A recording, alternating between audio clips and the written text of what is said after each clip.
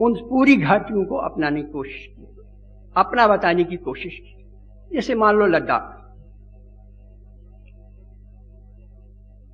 या अरुणाचल, ये ऐसी घाटियां हैं जो हिमालय के उत्तर में शुरू होती हैं और दक्षिण तक चली आती हैं। जिन पहाड़ियों के पार तिब्बत का पठार था, उन पहाड़ियों की तराई को भी वो अपना बताने लगे।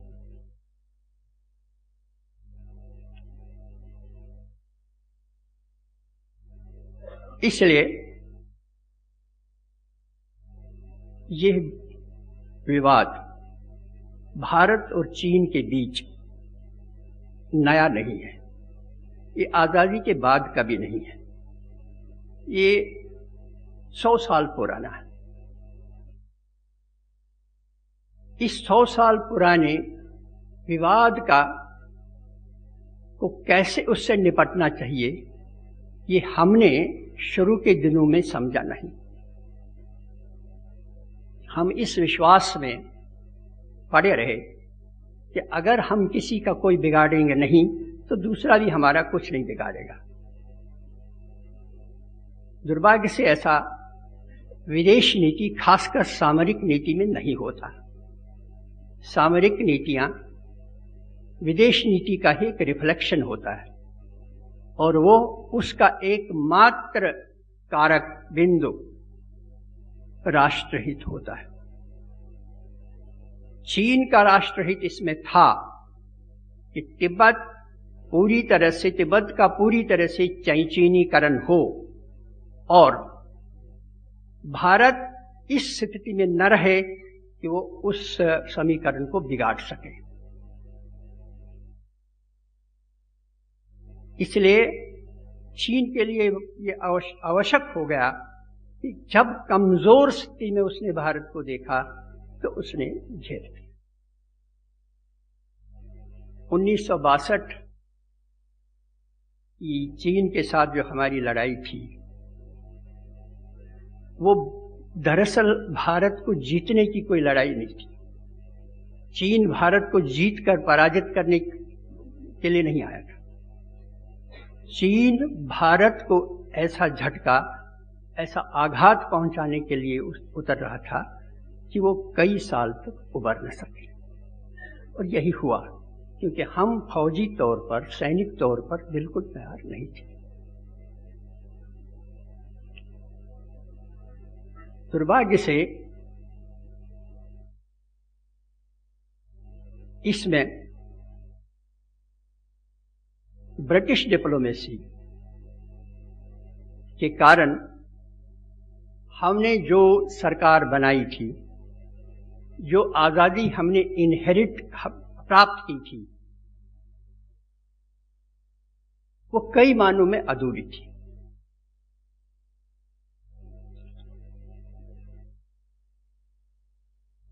भारत को आजाद करने के लिए ब्रिटिश मन एक बार बन गया था, लेकिन कैसे आजाद हो, भारत आजाद कैसे हो, इसका पूरा कोई खाका नहीं था।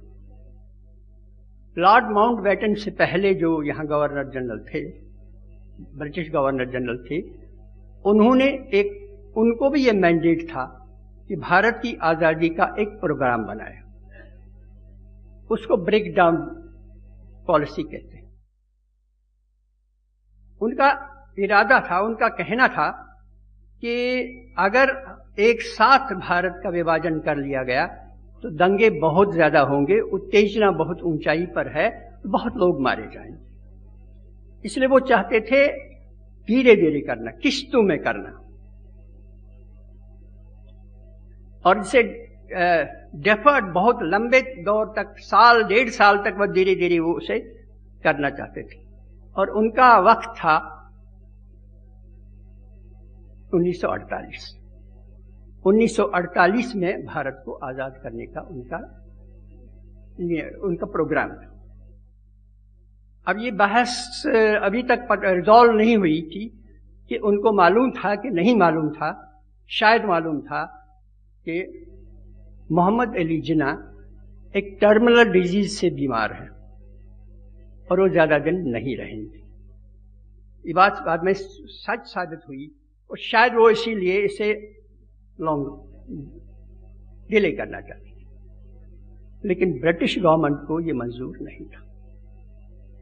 ब्रिटिश गवर्नमेंट ने एक उपयुक्त गवर्नर जनरल, एक वाइसराय को की तलाश शुरू कर दी और finally earl Mountbatten of Burma जिसे कहते थे, जो कि ब्रिटिश राज घराने से थे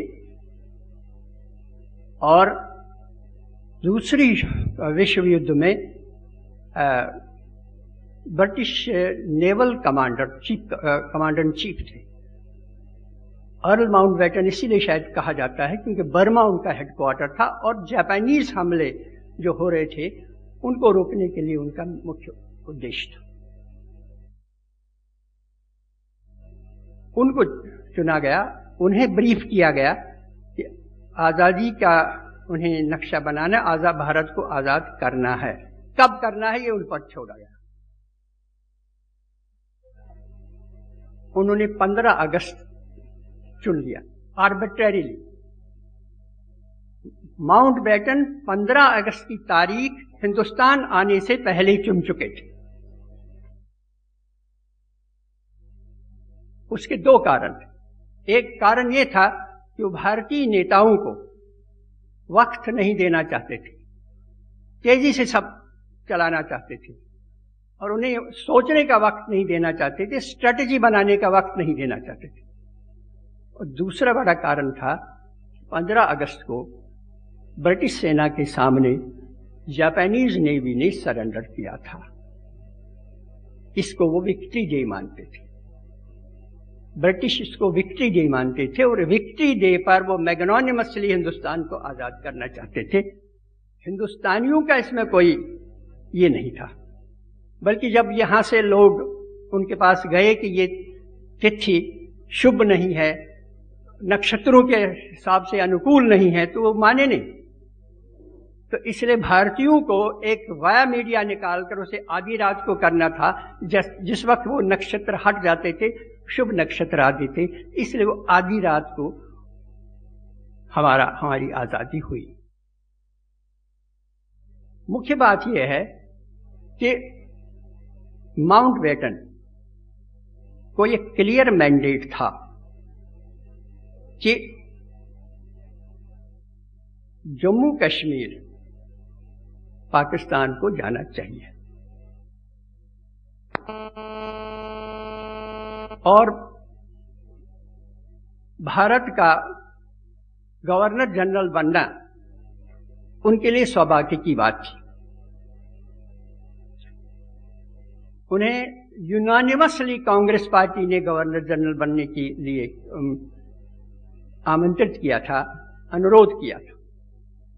ये एक वेंटेज पॉइंट था जहां से वो ऑपरेट कर सकते थे।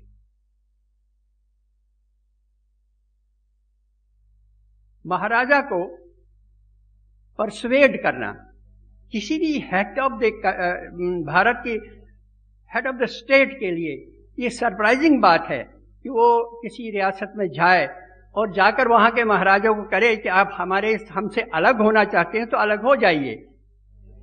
हमने कांग्रेस पार्टी के नेताओं से बात कर ली है, कोई नाराज नहीं होगा, हमें कोई बुरा नहीं लगेगा अगर आप पाकिस्तान में जाएं। अगर इस हद तक गवर्नर जनरल जा सकता है तो आप समझ लीजिए कि ये यूं ही लॉर्ड माउंटबेटन बिना किसी विम्यूजिकल स्वभाव के नहीं थे। ये एक सोची समझी नीति थी कि महाराजा हरि सिंह को वो प्रेशराइज करके पाकिस्तान में जाए।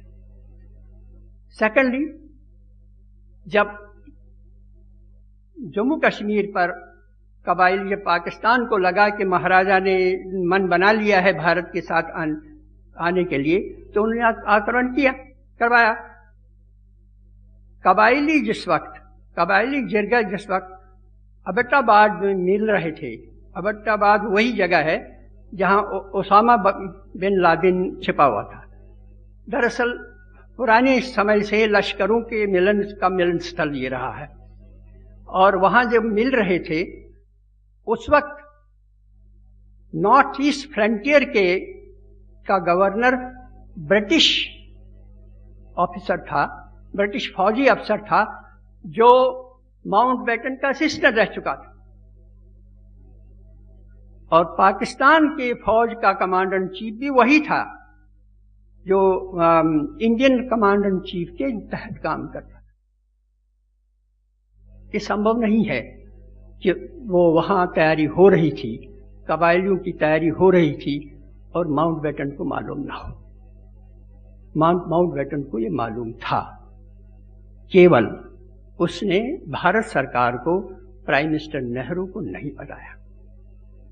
प्राइम मिनिस्टर नेहरू को बहुत देर बाद ये पता चला कि ऐसा हुआ था। ये सेकंड अटेम्प्ट था कि ये अगर पूरा कश्मीर, पूरा जम्मू कश्मीर पाकिस्तान को नहीं जाता तो वो इलाका जरूर जाए जो स्ट्रेटेजिकली जरूरी है। गिलगित बाल्टिस्तान और मुजफ्फराबाद वगैरह ये ज्यादा स्ट्रेटेजिक एरियाज थे, ज्यादा महत्वपूर्ण एरिया थे, जो ब्रिटिश समर नीति के हिसाब से, ब्रिटिश कूटनीति के हिसाब से महत्वपूर्ण थे।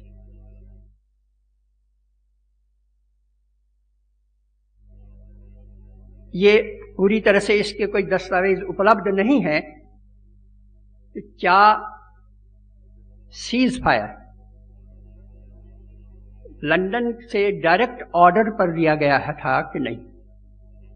सीज फायर ऐसे मौके पर दिया गया जबकि भारतीय सेना आगे बढ़ रही थी, दुश्मन को खदेड़ रही थी, लेकिन ऐसे मौके पर उसे रोक दिया गया जबकि वो वल्नरेबल पोजीशन में थी। उन्हें 24 घंटे ज्यादा वक्त मिल जाता तो शायद वो ज्यादा बेहतर पोजीशन में होती, जो आज नहीं है। अब इन सब बातों का अगर ध्यान रखिए तो ये साफ हो जाता है कि जम्मू कश्मीर पर जो उसका जो उलझन पैदा हुई है वो शायद श्रीनगर में उतनी नहीं पैदा हुई है जितनी दिल्ली में पैदा हुई, और दिल्ली में भी इसलिए कि भारतीय नेताओं को उस वक्त उनको ये एहसास नहीं था, उन्होंने एक एम्पायर को इनहेरिट किया है, एक छोटे मोटे देश को, रियासत को इनहेरिट नहीं किया है, जिसकी लंबी चौड़ी सीमाएं हैं। और ऐसी सीमाएं जो पिछले कई हजार साल के इतिहास, सिकंदर से के, बल्कि ईरानियों के हिसाब से, साइरस के हिसाब से आज तक लगातार हमलावरों का रास्ता रहा है, कॉरिडोर रहा है। इसी रास्ते से भारत पर हमले होते रहे।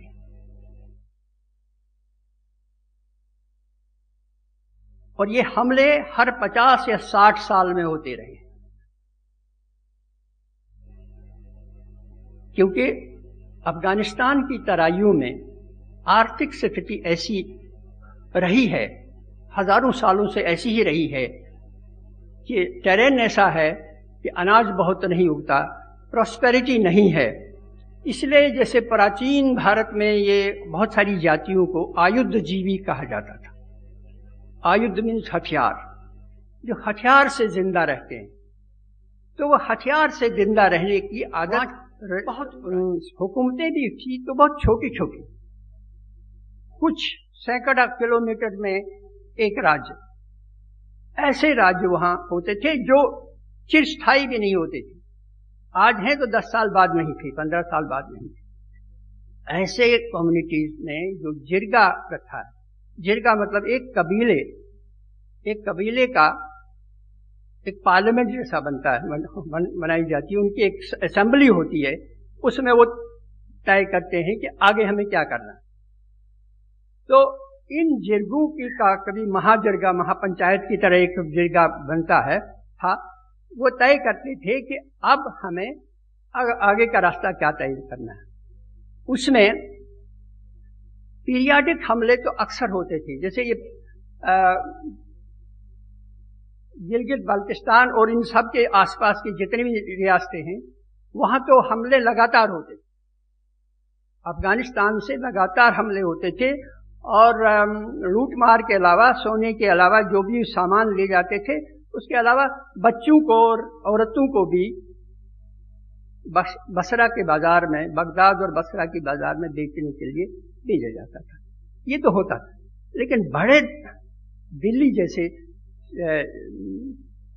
शहर पर या बनारस में या काशी जैसे जगहों पर, ऐसी जगहों पर जब हमले होते थे तो बहुत बड़े पैमाने पर कई जिरगे मिलकर हमला करते।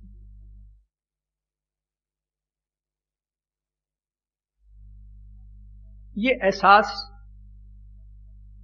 एक ही राजा को था, यानी अंग्रेजों के जमाने में एक ही राजा को था, महाराजा रणजीत सिंह। महाराजा रणजीत सिंह दरवाजे पर थे, इन हमलावरों के दरवाजे पर थे। पहला वार तो उन्हीं को सहना पड़ता था पंजाब में, इसलिए उन्हें, वो प्रैक्टिकल आदमी थे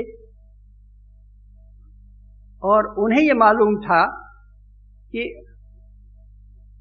सफल समर नीति ये नहीं होती है कि मेरे चौकीदार कितने अच्छे हैं, कितने ज्यादा चौकीदार मैंने रखे हुए हैं अपने बंगले में। सफल राजनीति, सफल समर नीति तो होती है कि पड़ोस में क्या हो रहा है, कहीं मुझसे ज्यादा लोग वहां तो नहीं जमा हुए। आंगन में घुसने के बाद बचना बहुत मुश्किल होता है, जो हिंदुस्तान में अक्सर ये एहसास हमारे राजनीतिकों को नहीं रहा है, कम से कम पिछले 1000-1200 साल से नहीं रहा। महाराजा रणजीत सिंह को यह एहसास था और उसे मालूम था कि काबुल में जिरगे मिल रहे हैं, जिरगों में नई कसमसाहट, नई छटपटाहट पैदा हो गई है। उसने प्रीएम्प्टिव स्ट्राइक का फैसला कर दिया, इन्हें घटना से पहले हमला करना। हरि सिंह नलवा के नेतृत्व में उन्होंने काबुल पर हमला किया और सब बिखरा दिया, सब कुछ खत्म। उस वक्त से बाद इस रास्ते से कभी कोई हमला नहीं हुआ, सिर्फ आजादी के बाद 1947 में कश्मीर पर। जब तक रणजीत सिंह के उस हमले के बाद ये सब नहीं। अब ये इतिहास छिपा तो था नहीं। जब हमने आजादी हासिल की और इतने बड़े देश की रक्षा करने का फैसला व्रत लिया, तो क्या हमने अपनी सीमाओं की पहचान की? क्या हमें उन समस्याओं पर हमने सोचने की कोशिश की जो हमारे सामने आ सकती हैं?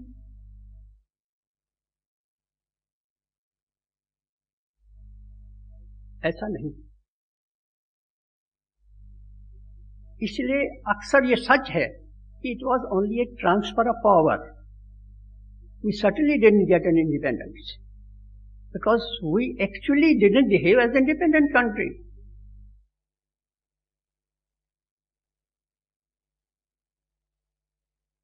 और ट्रांसफर ऑफ पावर का मतलब क्या है कि वो क्लार्की के का हिसाब है, हुकूमत आई, ये पता किसी को नहीं था कि कल क्या होने वाला है, मेरी सीमाओं का क्या होगा। अगर ऐसा होता, अगर ऐसा ये एहसास होता, तो जम्मू कश्मीर में डिले, एक्सेशन में डिले करने की कोई जरूरत नहीं थी। व्यक्तिगत आकांक्षाओं के पर आप राष्ट्रहित को तो बलि नहीं चढ़ा सकते। मैं यहां नेहरू जी की ही बात नहीं कर रहा हूं, उनकी अगर व्यक्तिगत आकांक्षाएं थी तो और हमारे बड़े नेता जो थे वो क्या कर रहे थे? सरदार पटेल जैसे दबंग नेता, राजेंद्र प्रसाद जैसे विद्वान आदमी, वो क्या कर रहे? तो ये एक सामूहिक आत्महत्या,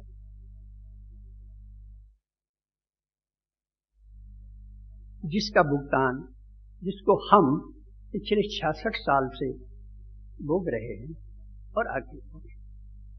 अब सवाल ये उठता है, क्या हम इसको अनंत काल तक, अनंत पीढ़ियों तक सहने के लिए अभिशप्त हैं? नहीं, ऐसा होता नहीं। हालात बहुत बदल चुके हैं। दुनिया की राजनीति की प्राथमिकताएं बदल गई। जिस अमेरिका के लिए पाकिस्तान के खिलाफ कुछ भी सुनना असह्य हो जाता था, जो अमेरिका हर वक्त हमारे पाकिस्तान के साथ किसी भी बहस में साफ तौर पर पक्षपाती रवैया अपनाता था, उसकी प्राथमिकताएं बदल चुकी हैं। अब पाकिस्तान उसके लिए महत्वपूर्ण नहीं है।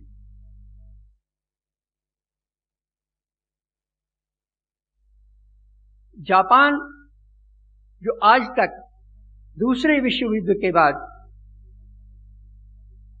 अपने एक तरह से अपने ऊपर उसने एक प्रतिबंध लगा दिया था कि हम फौजें बढ़ाएंगे नहीं, हम शस्त्र नहीं बनाएंगे, हम सिर्फ पुलिसिंग के लिए अपनी फौज रखेंगे और कुछ दूसरे देशों के मामलों में हम कोई भी फौजी हस्तक्षेप नहीं करेंगे। वो इतने सालों के बाद पहली बार शिंजो एबे ने वो कानून पास करवा दिया कि अब जापान मिलिटराइज हो रहा है और टेक्नोलॉजिकली एडवांस कंट्री होने के कारण उसे ज्यादा वक्त नहीं लगेगा एक पावर बनने में। यह भी जरूर ध्यान देने की बात है कि कोई भी विस्तारवादी देश जब अपना काम शुरू करता है तो वो बहुत सारे दुश्मन पैदा करता है, केवल भारत को ही नहीं। उसने साउथ चाइना में और हिंद महासागर के आसपास बहुत सारे दुश्मन पैदा किए हैं जो छोटे थे, कुछ कर नहीं सकते थे, लेकिन मिलकर वो बहुत बड़ी ताकत बन सकती। ये अभी तक जो दिख रहा है, ये नई सरकार के बारे में अभी जो दिख रहा है, कहाँ तक ये इसको आगे बढ़ा सकते हैं मुझे नहीं मालूम, लेकिन अभी ये दिख रहा है कि आज की सरकार नरेंद्र मोदी जी ईस्ट में बढ़ने का जो उनका तरीका है, ऑस्ट्रेलिया, जापान और इस तरह के छोटे एशियन देश, इन सब के साथ अपनी दोस्ती, अपने संबंधों को बढ़ाने में वो दोनों के बीच के हित हैं। उनके हित होंगे तभी वो हमसे दोस्ती करेंगे, उनके भी हित हैं, हमारे भी हित हैं। ये शायद उस तरह की दूरंदेशी का ही एक कारण है। इससे कल नतीजे नहीं निकल सकते, शायद 5 साल बाद, 8 साल बाद नतीजे निकलेंगे, मगर अगर ये नीति चली तो चाइना को कंटेन किया जा सकता है। आप हिमालय से नीचे उतरोगे तो हम समुद्र से अंदर जाएंगे। तो एक तरह का बैलेंसिंग एक्ट।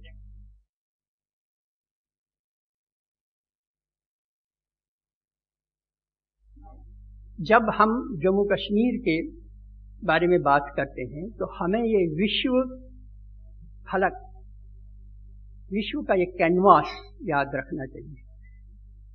हमारे करने से या पाकिस्तान के करने से बहुत ज्यादा नहीं होता कुछ।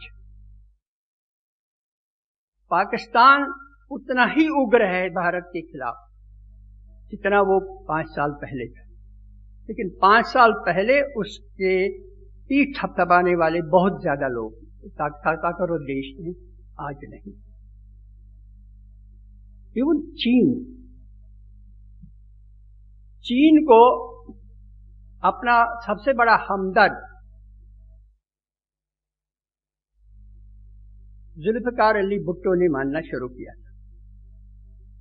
भुट्टो का फेमस फ्रेज है कि China is the plus factor of Pakistan,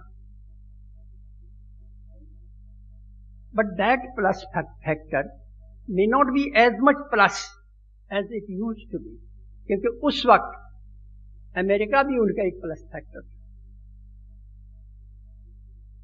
आज वो नहीं।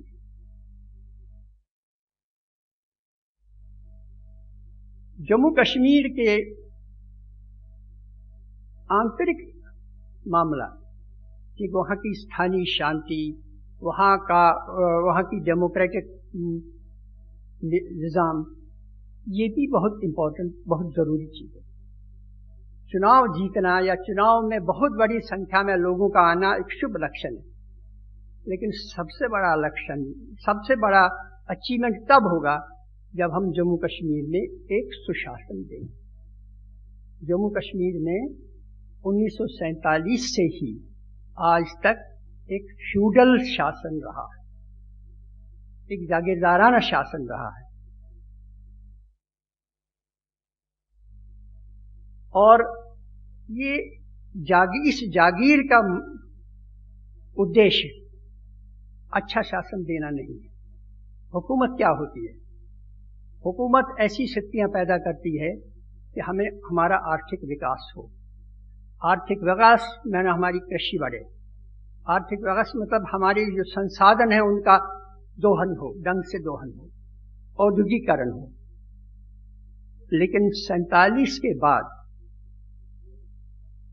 जम्मू कश्मीर में, खासकर कश्मीर घाटी में, औद्योगिकरण पीछे की ओर सरकता जाता है लगातार। जो औद्योगिक एस्टेट्स थी, जितने इंडस्ट्रियल एस्टेट्स जो बनी थी, श्रीनगर के आसपास 4-5 एस्टेट्स थी, सब की सब बंद पड़ी। जो कारखाने 47 से भी पहले के थे, जैसे रेशम के कारखाने, रेशम बुनने के कारखाने, कश्मीरी रेशम is at par as the Chinese silk, कि बाइवोल्टाइन ये सिल्क है, इन्हें बहुत अच्छा सिल्क है, लेकिन वहां कोई काम नहीं होता, उससे बुनने का कोई काम नहीं होता, वो बंद हो चुके हैं। फलों के शोधन का, यानी प्रोसेसिंग ऑफ फ्रूट्स, जो फ्रूट्स वहां का खास चीज है, उसके कारखाने बंद पड़े। यानी कोई भी उद्योग, इसमें बहुत बड़ी पूंजी की जरूरत नहीं है।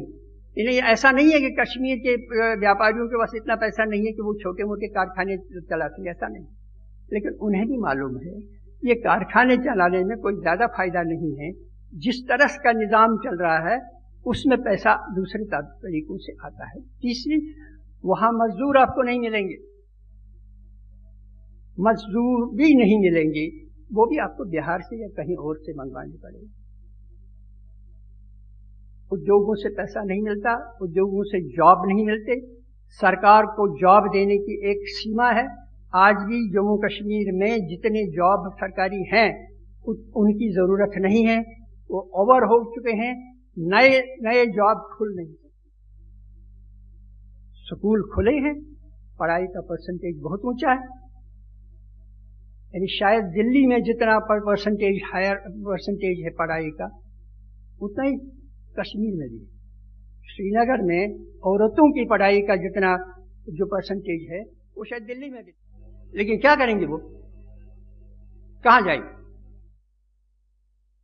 तीसरा, पैसा आपको जब कहीं से नहीं आएगा, टैक्स आप वसूल नहीं करते। इनकम टैक्स का डिपार्टमेंट जो टैक्स की चोरी पकड़ने जाता है वो पिट कर आता है। किसी इनकम टैक्स ऑफिसर की ये हिम्मत नहीं है वो जाकर छापामारी, बिजली की चोरी, एंटरटेनमेंट्स की चोरी, रोड टैक्स की चोरी, ये सब।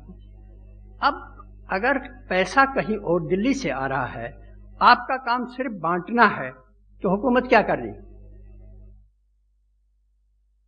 इसका नमूना अभी हाल की जो बाढ़ आई है उससे साफ जाता है। जब बाढ़ आई है, संकट पैदा हो गया, तो पता लगा कि सरकार नाम की कोई चीज है नहीं, जो कि सच है, जो सामान्य स्थिति में भी देखी जा सकती है, मगर त्रासदी में वो साफ दिखाई देने लगी। पुलिसिंग नहीं कर सकता, सरकार के पास ऐसा कोई तरीका नहीं है जो राहत कार्य कर सके। इसलिए दो मुद्दों पर, दो फ्रंट्स पर हमें सचेत रहने की जरूरत है। पहला, जम्मू कश्मीर के लोगों को एक अच्छा शासन, अच्छी एडमिनिस्ट्रेशन की जरूरत है, जो उसकी